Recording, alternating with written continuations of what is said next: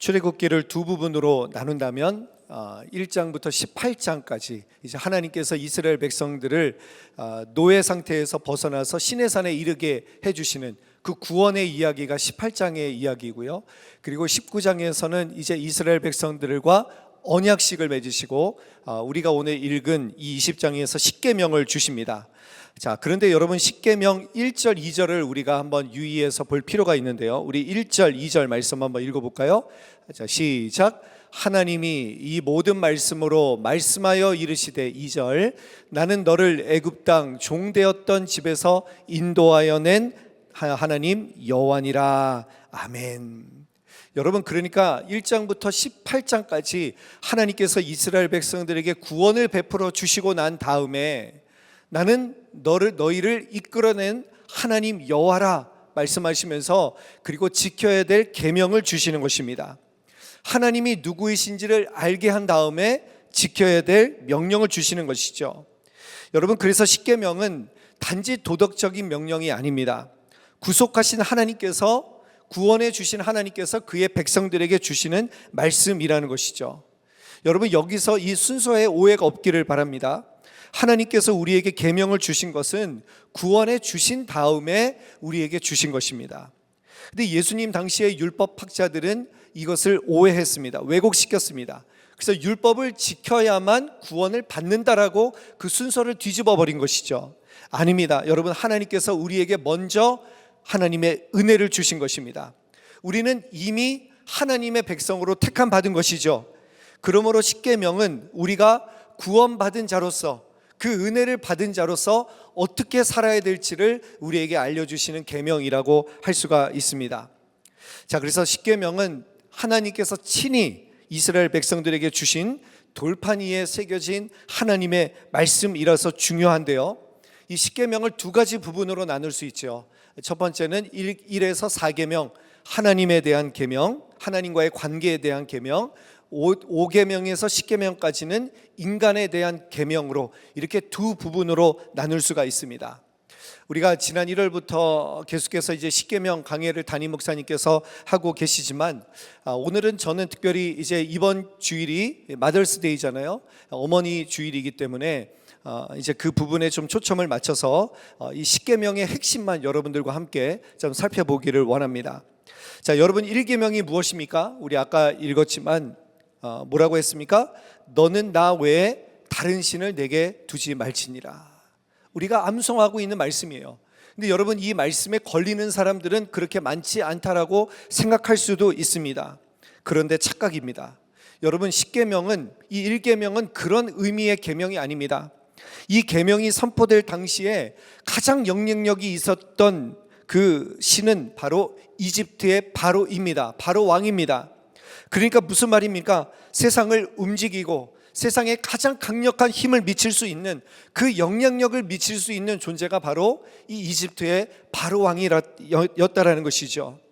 그러니까 너는 나 외에 다른 신을 내게 두지 말지니라, 이 말씀은 종교를 넘어서 나에게 가장 영향력을 미치는 것이 무엇인가, 나에게 가장 영향력 있는 것이 무엇인가, 그것을 우리에게 말씀하고 있는 것입니다. 여러분, 대한민국의 이 감옥에 대한 이야기를 제가 들은 적이 있는데, 이 감옥에도요 종교 행사가 있습니다. 그래서 저도 한국에 있을 때 이 감옥에 이렇게 말씀을 전하러 갔던 적도 있고요. 그리고 같이 팀을 짜서 뭐 거기에 이제 위문 행사를 한 적도 있고 그렇습니다. 그런데 거기에 종교 행사가 기독교만 있는 게 아니에요. 기독교, 천주교, 불교 뭐 다 있습니다. 그래서 크리스마스가 가까워 오면 기독교, 천주교의 많은 이 죄수들이 몰리게 되고요. 그리고 초파일이 되면 이제 불교 신도들이 늘어난다고 합니다. 그러니까 얼마 전에도 여러분 석가탄신일이라서 뭐 이제 대선이 가까우니까 이 유력한 정치인들이 이제 그 석가탄신일 행사에 모여가지고 이야기를 나누는 것이 그렇게 이제 보고가 된 적이 있는데, 여러분, 그 정치인들이 종교 행사에 왜 참여합니까? 아, 이 정치인이 예수님을 믿는구나, 아니 이 정치인이 불교 신자구나. 아닙니다. 표를 위해서 나오는 것이죠. 그래서 이 감옥에서도 보통 때는 별로 이렇게 종교 행사에 참여하지 않다가 특별한 때에만 집회에 나오는 신자를 감옥에서는 떡 떡신자라고 그렇게 부른다고 합니다. 떡신자. 아니면 기천불 종합신자라고 합니다. 기천불 신자. 무슨 말인지 아세요? 기독교, 천주교, 불교 종합신자. 기천불 종합신자. 자, 그런데 이런 떡신자들의 특징은 무엇이냐면 제사보다 제밥에 관심이 있다고 합니다. 설교라든가 미사라든가 뭐 설법에는 마음이 없고 그냥 이제 위문 행사를 오면 그 벽 모퉁이에 세워진 그 선물 박스가 얼마나 쌓여 있는가, 그리고 같이 온 사람들이 어떤 사람들이가 그러면서 거기에 힐끗힐끗 쳐다보는 사람들이라고 합니다. 여러분, 이런 분들이 믿는 것은 무엇입니까? 바로 눈앞에 있는 떡입니다. 떡에만 관심이 있다라는 거예요. 자, 그런데 예수님께서 요한복음 6장 48절에서 뭐라고 하셨습니까? 내가 곧 생명의 떡이니라. 나를 먹으면, 내가 주는 떡을 먹으면 영원히 산다라고 예수님께서 그렇게 말씀하시지 않았습니까? 자, 그런데 우리는 어떻습니까? 예수님을 믿는다고 하면서도 우리는 내 눈앞에 있는 떡에만 관심이 있는 것 아닌가, 나도 떡신자가 아닌가라는 그런 생각을 하게 됩니다. 세상에서 주는 달콤한 것, 맛있는 떡, 성공, 쾌락, 물질, 여러분, 이런 것에 정말 내가 더 정신이 팔려서 이런 것이 나에게 하나님보다 더 영향력을 미치고 있는 것이 아닌가. 여러분, 그래서 내가 정말 두려워해야 될 것은 무엇입니까? 내가 떡신자가 되지 않는 거예요. 내가 정말 생명을 주시는 그 예수님으로 만족할 수 있는가? 여러분, 그것이 바로 저는 신앙생활의 큰 도전이라고 생각을 합니다. 여기서 너는 나 외에 라고 했죠. 나 외에라는 말은 파나라는 말입니다. 이 말은 파님이라고 하는 히브리어에서 온 말인데 얼굴이라는 뜻을 가지고 있습니다. 그러니까 여러분, 너는 나 외에는 다른 신을 내게 둘지니라, 이 말은 무슨 말입니까? 하나님의 얼굴과 내 얼굴 사이에 다른 어떤 것을 두지 말라는 거예요. 다른 어떤 거친 것을 두지 말라고 하는 하나님의 요청이죠. 자, 우리 마태복음 19장 16절 한번 말씀 한번 보도록 할까요? 같이 한번 읽겠습니다. 시작. 어떤 사람이 주께 와서 이르되 선생님이여, 내가 무슨 선한 일을 하여야 영생을 얻으리까? 자, 이 질문에 대해서 예수님께서 뭐라고 대답하시는가? 우리 18절 19절 말씀 한번 같이 읽겠습니다. 18절 19절 시작. 이르되 어느 계명이오니까? 예수께서 이르시되 살인하지 말라, 간음하지 말라, 도둑질하지 말라, 거짓 증언하지 말라. 19절. 내 부모를 공경하라, 내 이웃을 내 자신과 같이 사랑하라 하신 것이니라. 아멘. 자, 어떻게 해야 영생을 얻을 수 있겠습니까? 그런데 예수님께서 10계명에 몇 계명을 주신 거예요? 5계명부터 10계명까지를 예수님께서 말씀하신 거예요. 하나님과의 관계에 대한 1계명에서 4계명까지는 예수님이 쏙 빼셨습니다. 자, 그러니까 이 사람이 여러분 5계명부터 10계명까지를 딱 들어보니까 이거는 내가 다 지킨 것이라고 예수님께서 뭐가 부족한지를 물어보지 않습니까? 자, 그런데 이 사람은요, 아주 정직한 사람입니다. 예수님을 주님이라고 부르지 않고 예수님을 선생님이라고 불렀죠. 아주 정직한 사람입니다. 근데 여러분, 요즘에 보십시오. 예수님을 주님이라고 고백하는데, 예수님을 주라고 고백하는데 여전히 내가 삶의 주인으로 살아가고 있는 사람들이 얼마나 많이 있습니까? 누가복음 6장에 예수님께서 너희는 나를 불러 주여 주여 하면서도 어찌하여 내가 말하는 것을 행하지 아니하였느냐? 여러분, 주님으로 고백하는데 왜 우리는 예수님을 주님으로 모시지 못하고 있는 것일까요? 자, 그런데 선생님이라고 부른 이 사람에게 예수님께서 뭐라고 대답을 주시는가? 우리 마가복음 10장 21절 말씀 같이 한번 읽어보겠습니다. 시작. 예수께서 그를 보시고 사랑하사 이르시되 내게 아직도 한 가지 부족한 것이 있으니 가서 내게 있는 것을 다 팔아 가난한 자들에게 주라. 그리하면 하늘에서 보화가 내게 있으리라. 그리고 와서 나를 따르라 하시니. 예수님의 대답이 무엇입니까? 한 가지 부족한 것이 무엇입니까? 한 가지 부족한 것이 뭐예요? 내게 있는 것을 다 팔라는 거예요. 그리고 예수님을 따르라는 거예요. 여러분, 이것이 바로 1계명 아니겠습니까? 그러니까 이 청년은 예수님께 폭로를 당한 거예요. 내가 계명을 다 지키고 있지만 그러나 가장 중요한 1계명을 지키지 않고 있는 거예요. 너는 나 외에 하나님 다른 신을 두지 말라고 예수님께서 분명하게 말씀하셨는데, 그런데 그 재물을 팔라고 하니까 그 재물을 팔지 못하는 거죠. 그 재물이 이 청년에게는 우상이 되는 것이고, 이것이 하나님과 이 청년 사이에 가로막고 있는 장애물이라는 것을 예수님께서 분명하게 밝혀주시고 있다는 것입니다. 그러니까 여러분, 이 청년에게 예수님께 순종하지 못하게 하는 그 이유가 무엇입니까? 바로 재물이었다라는 거예요. 여러분에게도 그러한 것이 있지 않습니까? 하나님께 순종하는데 여러분을 막고 있는 것, 여러분 그것이 무엇인지를 한번 우리가 진지하게 생각해 봤으면 좋겠습니다. 자, 그래서 결과적으로 어떻게 됐습니까? 마가복음 10장 22절 말씀 같이 한번 읽어보겠습니다. 시작. 그 사람은 재물이 많은 거로 이 말씀으로 인하여 슬픈 기색을 띠고 근심하며 가니라. 분명하죠. 이 사람에게는 하나님이 1순위가 아니었다라는 것입니다. 자, 우리는 어떻습니까? 교회 나오면 됐지? 아닙니다. 여러분, 신앙생활은요, 하나님의 권위가 커지는 것입니다. 하나님의 영향력이 커지는 것입니다. 그래서 호세아 6장 3절에 보면 여호와를 알자, 힘써 여호와를 알자, 이렇게 호세아 선지자가 선포하지 않습니까? 우리가 구원받은 것은 시작입니다. 믿음 생활의 시작입니다. 이제 우리가 해야 될 것은 무엇입니까? 하나님을 힘써 알아감으로 하나님이 나의 주인 되어 주시는 삶, 하나님의 영향력이 커지는 삶을 살아가는 것이 바로 그것이 신앙생활이라고 말씀드릴 수 있을 것 같습니다. 오늘 설교 제목이 하나님의 권위를 인정하기라고 그렇게 제목을 정했습니다. 여러분, 권위라는 말을 사전에서 찾아보니까 영향력이라는 뜻이 있습니다. 다른 말로 하면 여러분의 삶에 하나님의 영향력은 얼마나 미치고 있습니까? 여러분, 그런 질문입니다. 하나님께서 정말 내 삶에 어느 정도의 그런 포션을 가지고 계시는가? 나는 하나님의 이 명령에 언제라도 순종할 수 있는가? 오늘 말씀을 통해서 우리는 그것을 고민해 봐야 되는 것이죠. 자, 그래서 첫 번째, 너는 나 외에는 다른 신을 내게 둘지 말지니라. 하나님의 영향력이 나에게 어느 정도 미치고 있는가? 이것을 우리에게 질문하시는 것이죠. 자, 그리고 두 번째는 5계명에서 10계명입니다. 5계명에서 10계명은 인간 관계에 있어서의 하나님의 명령이신데, 자, 그 첫 번째 명령이 무엇인가? 바로 부모를 공경하라는 것입니다. 우리 12절 말씀 같이 한번 읽어보겠습니다. 12절 시작. 내 부모를 공경하라. 그리하면 내 하나님 여호와가 내게 준 땅에서 내 생명이 길리라. 아멘.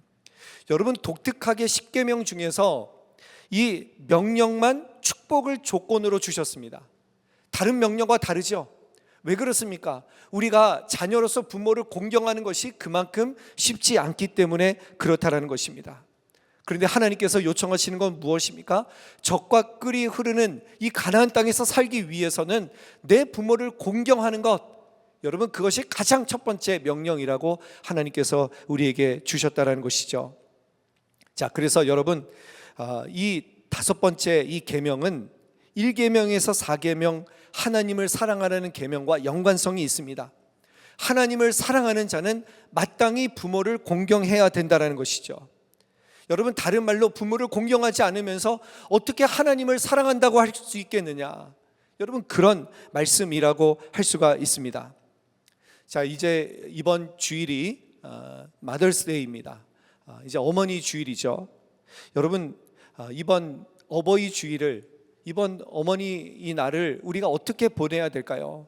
제가 이렇게 설교를 준비하다가 예전에 제가 보았던 그 영상이 하나가 생각이 났는데, 2015년도에 EBS에서 다큐멘터리로 방영했던 그런 내용입니다. 제목은 힐링 모의고사입니다. 힐링 모의고사. 제가 이 영상을 잠깐 편집했는데, 영상을 보기 전에 여러분들에게 내용을 먼저 좀 설명을 드릴게요. 한 학교에서 이제 고3 학생들이 수능 모의고사를 봅니다. 자, 그런데 1교시가 뭐예요? 국어죠. 언어 영역이죠. 그러면서 이제 막 그 정답을 채워가는 시간이 얼마나 막 숨막히겠습니까? 그런데 아이들이 잠시 후에 한 문제 앞에서 시선이 고정되게 됩니다. 여러분, 시험지에 무슨 일이 일어나게 된 걸까요? 그 질문에, 그 시험지에 바로 엄마 아빠의 편지가 시험 문제로 나온 것입니다. 그러니까 이것은 미리 이제 이렇게 시험지를 하나하나 따로 만든 거예요. 그래서 학생들에게 누구누구야 뭐 이러면서 그 엄마 아빠의 그 편지가 담길 수 있도록 시험지를 미리 이렇게 만들어 놓은 것이죠. 그러니까 학생들은요, 서로가 다 다른 시험지를 받게 된 것입니다. 그 시험지를 받았을 때 아이들의 반응이 어떠한가, 여러분 그것을 우리 한번 영상으로 한번 시청하도록 하겠습니다. 시험지에 무슨 일이 일어난 걸까요?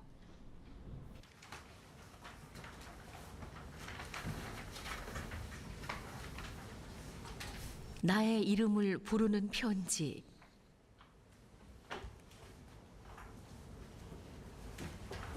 엄마 아빠가 시험지로 응원의 편지를 보냈습니다.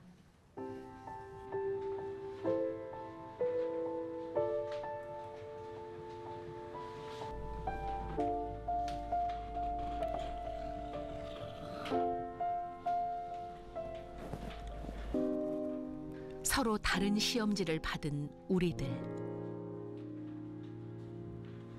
결과가 어떻게 나오든 수능 점수가 어떻게 나오든 뭐 학교가 어떻게 되든 그런 건 엄마 개의치 않아. 지금은 인생에서 가장 힘든 시기를 겪고 있는 이 순간 너무 부담 갖지 말고 불안해하지도 초조해하지도 마라. 공부하다 녹초가 돼 새벽녘에 돌아오면 얼마나 외로웠을까 싶어 마음이 짠하고 믿는다 아들. 열심히 했으니까 후회는 절대 하지 마라. 아들 고맙다. 아빠의 아들이 되어줘서. 사랑한다 아들.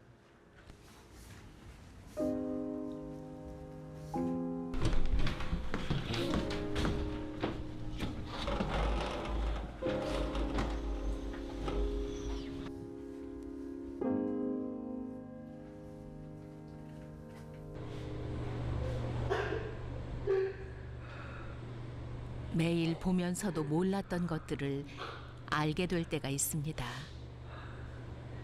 부모님 마음은 아직 어린 우리 눈에는 쉽게 보이지 않으니까요.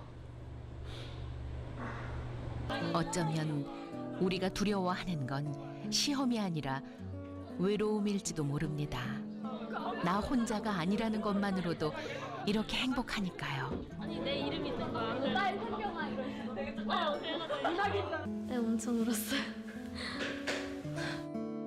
너무 좋아, 그냥 행복했어요. 엄마가 그렇게 저한테 편지 써주시니까 행복했고 또 감사했어요. 고마웠어요. 지금까지 혼자서 짐지고 책임지고 간다고 생각하고 있었는데 편지 딱 보니까 조금 마음이 많이 풀린 것 같아요. 상상도 못했는데 편지 있으니까 눈물부터 나왔어요. 엄마한테는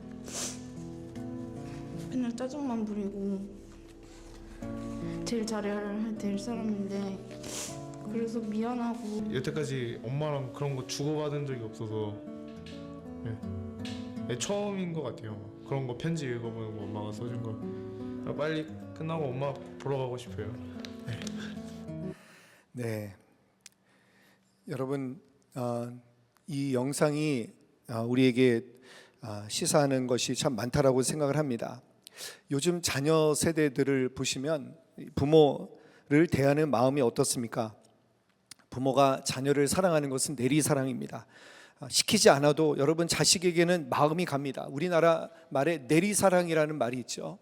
독일 속담에 이런 속담이 있습니다. 한 부모는 10자식을 거느려도 10자식은 한 부모를 못 모신다. 그러니까 여러분 이게 무슨 말입니까? 자녀가 태어나면 그때부터 부모의 짝사랑이 시작이 되는 거예요. 그런데 자녀들은 그 은혜를 기억하지 못하는 것이죠. 내가 이 세상에 존재하게 된 그 은혜를 기억하지 못하는 거예요. 여러분 부모에게 잘하라는 것은요, 내가 존재하게 된 은혜를 기억하라는 것입니다. 오늘 영상에서 이 부모의 마음이 자녀들에게 전달이 되니까 이 수험생들이 얼마나 거기에 감동을 받습니다. 어떤 남자아이는 아예 그냥 시험을 치르다가 자리를 박차고 나가서 울지 않습니까? 여러분 그래서 이 나레이션이 뭐라고 합니까? 매일 보면서도 몰랐을 부모님의 마음. 쉽게 보이지 않았다라는 거죠. 그러니까 자녀들이 부모님의 사랑을 너무나도 당연하게 생각했는데 그 부모님의 사랑이 느껴지게 되니까 그때부터 이 자녀들의 반응이 어떻습니까? 엄청 울게 되고요, 행복해하고요, 그리고 엄마한테 잘못했던 거 용서를 구하고요, 엄마가 보고 싶다고 하고요, 엄마에게 잘해야 되겠다라고 그렇게 반응하는 것 아니겠습니까? 우리가 사랑을 알게 되면, 우리가 사랑을 깨닫게 되면 우리는 여기에 반응하게 된다는 것입니다.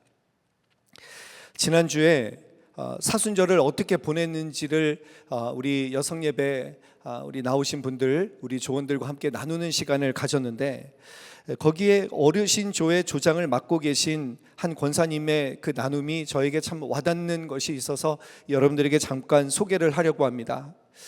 어떤 분이 이 그 권사님에게 오셔서 이렇게 이야기를 하셨대요. 어머니를 먼저 떠나 보내고 3년이 되었는데 어르신들을 뵐 때마다 어머니의 생각이 난다라는 거예요. 어르신들을 뵐 때마다 눈물이 나와가지고, 그래서 어르신들 조에 이렇게 함께 식사하라고 선물을 전달해 주셨다라는 거예요. 그게 얼마나 귀한 마음입니까? 어르신들을 보는데 어머니 생각이 난다라는 거예요. 또 이 권사님께서 기도팀장이신데 어떤 분이 기도 부탁을 하시는데 이렇게 말씀하셨다라는 거예요. 권사님을 보니까 우리 어머니 같아서 기도 부탁하기가 쉽다라는 거예요. 어머니가 항상 나를 위해서 기도해 주셨는데 어머니가 돌아가시고 나니까 내 삶이 엉망이 되었다고 말씀하시면서 그렇게 기도 부탁을 하시더라는 거예요. 그래서 이 권사님께서 그렇게 얘기를 하셨대요. 어머니라는 소리에 권사님도 내가 어머니같이 기도하겠다, 내가 어머니같이 매일매일 하루도 안 빼놓고 40명 이상을 위해서 매일매일마다 하나님 앞에 기도하신다라고 하는 말씀을 들었습니다. 그리고 권사님이 저를 위해서도 기도해 주신다라는 이야기를 들으면서 저는 마가복음 3장 35절의 말씀이 생각이 났어요. 우리 같이 한번 읽어볼까요? 시작. 누구든지 하나님의 뜻대로 행하는 자가 내 형제요 자매요 어머니이니라. 아멘. 여러분, 부모의 의미가 확대가 되는 거죠. 우리 교회 어르신들, 이분들의 헌신과 사랑과 기도가 있었기 때문에 우리가 이렇게 이 교회에서 신앙생활 잘하고 있는 것 아니겠습니까? 여러분, 그 헌신과 사랑을 기억하는 것, 그것이 바로 부모를 공경하는 것입니다. 이 청파교회를 담임하시는 김기석 목사님, 여러분 잘 아시죠? 근데 이분이 이 노부모님과의 작별이 가까워지는 것을 자각하면서 부모님을 존중하고 사랑하고 아껴드리는 것이 무엇일까라는 그런 고민을 말씀하셨는데 이렇게 말씀하셨어요. 바로 그분들을 통해서 내가 이 땅에 존재하게 되었다라는 것을 알게 해드리는 것, 이것이 바로 부모님을 존중하고 사랑하는 것이라고 말씀하셨습니다.